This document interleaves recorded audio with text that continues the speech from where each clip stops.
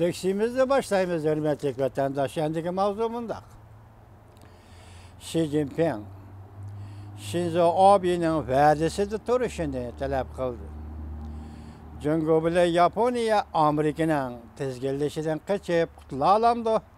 Mavzuli xabar 10-oyning 26-kuni David orbitida e'lon qilindi. Xabar bundoq boshlandi. Yaponiyaning vaziri Shinzo Abe'ning tunji qatimliq Jungo ziyorati 10-oyning 27-kuni oxirgi bir kunga qadam qo'ydi. 3 kunlik ziyorat jarayonida Shinzo Abe Jungoning rais Xi Jinping qatorliq davlat rahbarlari bilan 10-oyning 6-kuni, 26-kuni suhbat o'tkazdi. Kechiringlar. Xi Jinping Shinzo Abe bilan o'tkazgan suhbatida Jungo Yaponiya munosabatining to'g'ri yo'lga chiqqanligini muhkamlashtirdi. Shundaqla 5 turli talabni o'ttirib qo'ydi. Birinchi, keng ko'lamli aloqa munosabatlarini qanot yaydirish. Ikkinchi, aktiv, faol, bexatarlik faoliyatini qanot yaydirish. Uchinchi, qurilish xarakterlik, ikki taraflik, bexatarlik munosabati o'rnatish. Birlikda tinchlik va taraqqiyot yo'liga minib, rayonning muqimligini va tinchligini qo'g'dash. To'rtinchi, texnik xalqaro hamkorlikda qanot yaydirib, ko'p taraflikni himoya qilish, erkin savdoda ching turib, echib etilgan dunyo iqtisodi qurib chiqish.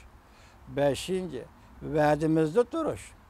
Jungo Yaponiya 4 parcha siyosiy hujjat asosida ikki taraf o'rtaq tunish kelgan tunish bo'yicha harakat qilish. Oradagi ziddiyatlar va ixtiloflarni qurilish xarakterlik bir taraf qilib, Jungo Yaponiya munosabatlarining sog'lom taraqqiy qilishining siyosat asoslarini qo'llash. Qoldi gap qilib, hurmatli vatandosh. Li Keqiang, Shinzo Abe, Jungoning vaziri Li Keqiang Shinzo Abe bilan ko'rishganda bunday ko'rsatdi. Ikki taraf munosabatining faol taraqqiyotini qadrlash va himoya qilish. Tarixiy masalalar, Tayvan masalasi, Sharqiy dengiz masalasi qatorliq masalalarni, sazgur masalalarni muvofiq bir taraf qilib, yana boshqa sazgur masalalarni muvofiq bir taraf qilib, ikki davlat munosabatini yaxshilashni, taraqqiy qildirishni davomli o'zliksiz jarayonga aylantirish. O'tgan bir necha yil mobaynida Jungo Yaponiya munosabati yaxshilanishga erishalmadi. Bir taraflik sabab bundoq. Yaponiya munosabatlarini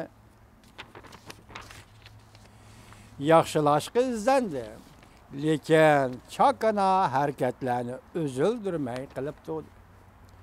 Yaponiya munosabatini yaxshilashga izlandi, lekin chakana qiliqlarni izildirmay qilib turdi. Masalan, Uyg'urlarni qo'llash, Tibetlarni qo'llash demakchi Xitoy yozuvchi. Xi Jinping bilan Li Keqiangning so'zlaridan ko'rib olishga bo'ladiki, Jungo bilan Yaponiyaning qarshilashishning konekatanga kirib qolmasligi to'g'risida ogohlantirish berildi. Rais Xi Jinping ogohlantirish berganmish. Yana bir tarafdan Jungo Yaponiya munosabatiga bog'liq Amerikaning qanday rol o'ynashi bu muhim masala. Növbətdə Jungo Yaponiya münasibati illig'anda tahlilchilar Amerika Qo'shma Shtatlarının prezidenti Trumpning tashqi siyosatni tartibga solganligidan iborat omillarga diqqat qildi. Reuters bunday ko'rsatdi. Amerika Jungo savdo so'rikilishi vaziyati ostida Jungo Yaponiya munosabatini yaxshilashga izlandi. Bloomberg agentligi bunday ko'rsatdi. Prezident Trump ansiragan. Aslida bir-biriga dushman Jungo bilan Yaponiya bugun bir yo'lga kirdi.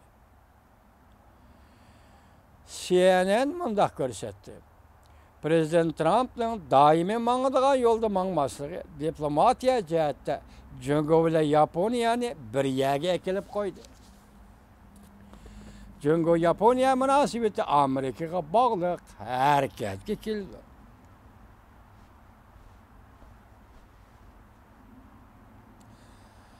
Çünkü Yaponiya otursa ehmiyetli bir hadise şundak tekrarlanıp geldi ki. O bolsama Yaponiya çünkü münasebeti Amerika'nın kadem ızdırığı asaslanıp örlep durdu ve çöküp durdu. 1972 yıl şu çağdaki Amerika Koşmuş Ştatlarının prezidenti Nixon işten avval Yaponiyaga uqturup koymay turupla Cungonu ziyaret kıldı. Neden da iş oldu? Xitay yazıvatqa habercim ama. Yaponiya bundan narazı oldu. Keyin Yaponiya veziri bulup saylangan Tianjin Davrong Amerika'dan bir kadem burun Cungo bilen normal münasebet nesli geldi. Neden da kaydı var? Xitay yalgan sözüm öyle. Evvel Amerika Koşmuş Ştatları Beijing Cungo bilen diplomatik münasebet ornattı. Onun deyin ki Yaponiya Beijing bilen münasebet ornattı. Aykırı isimde kalmak geçirenler vatandaş. Soğuk münasebetle bu işe ahırlaşkan deyin ki yani. Cungo Yaponiya münasebetlerim şununla erişip keyfiyatlı özgürlük hasıl kıldı. Vezir Yu Jifu devrde Cungo Yaponiya münasebetleri azrak yaxşılış görüldü. Bu adamın ömrü kısa oldu Yu Jifu diyen vezir bu anda Yaponiyaga. Biroq Cungo ile yaxşılaşmakçıydı. Belki şunun için düşüp etti bu gay.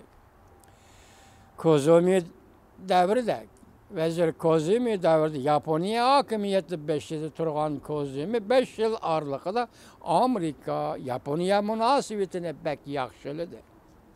Lekin Yaponiya Cungo münasebeti hangi düşüp ketdi. Kozumi Cungo'dan çek-çigara ajratdı şu vaqtlar. Prezident Obama devri kelgende, sabık Prezident Obama devri kirgende Yaponiya Cungo münasebeti 7 yıldigidek soğuk pesilini baştan geçirdi. Yaponiya Prezidenti Obama'nın temkinlaştırı siyaseti maslaştı. Cungo'nun Asya Taraqqiyat Bankası bir yol, bir belbağ deydiğin teşebbüslerine Yaponiya katnaşmadı. Avaz koşmadı, belki red kıldı.